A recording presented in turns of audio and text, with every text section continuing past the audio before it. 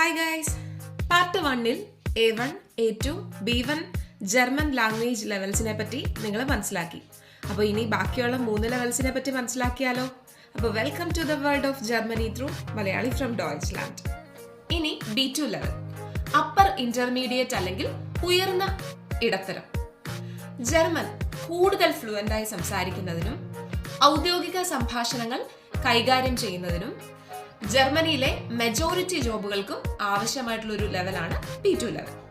ഇംഗ്ലീഷിൽ IELTS എടുക്കുന്നതിന് സമാനമായിട്ടുള്ള ഒരു ലെവലാണ് B2 ലെവൽ.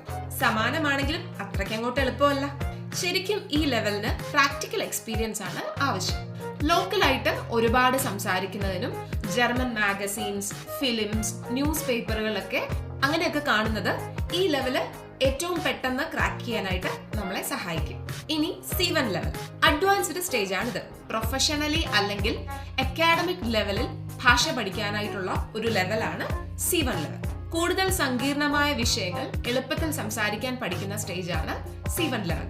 മിക്ക ഹൈ ക്ലാസ് പ്രൊഫഷനുകളിലും C1 ലെവലാണ് ജർമ്മൻ കമ്പനികൾ ആവശ്യപ്പെടുന്നത്.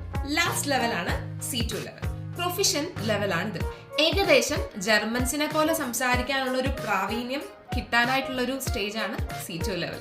ഏത് സിറ്റുവേഷനിലും, അതായത് ഒരു ജേർണലിസ്റ്റ് അല്ലെങ്കിൽ ഒരു ന്യൂസ് റീഡർ, അങ്ങനെയൊക്കെ കോൺഫിഡന്റ് ആയിട്ട് കമ്മ്യൂണിക്കേറ്റ് ചെയ്യാൻ വേണ്ടിയിട്ട് നമ്മളെ ഹെൽപ്പ് ചെയ്യുന്ന ലെവലാണ് C2 ലെവൽ. അപ്പോൾ ഇന്ന് തുടങ്ങുന്ന ചെറിയൊരു ശ്രമം നാളെയുടെ വലിയ നേട്ടമാകാം. ഒരു കാര്യം, ജർമ്മൻ ഭാഷ ബാലികേറ മലയല്ല, നമുക്കും ഉറപ്പായിട്ട് പഠിക്കാം. സ്പ്രാഹെ ലേണൻ, ചാൻസൻ ഷാഫൻ, വിൽക്കോമൻ ഇൻ ഡോയ്ച്ച്ലാൻഡ്. ഭാഷ പഠിക്കൂ, അവസരങ്ങൾ സൃഷ്ടിക്കൂ. ജർമ്മനിയിലേക്ക് സ്വാഗതം. അപ്പോൾ ഔഫ് വിഡർസേൻ.